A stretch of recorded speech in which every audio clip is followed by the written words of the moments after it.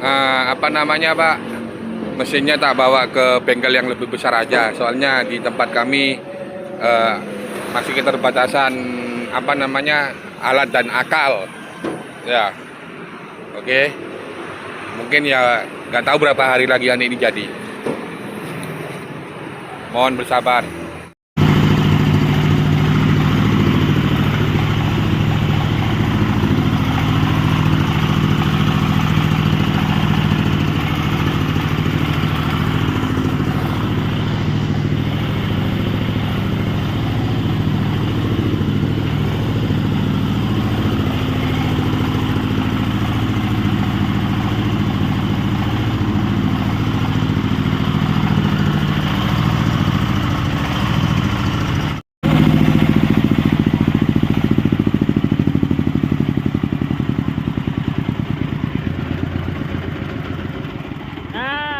Itu cara menonaktifkan genset. Oke.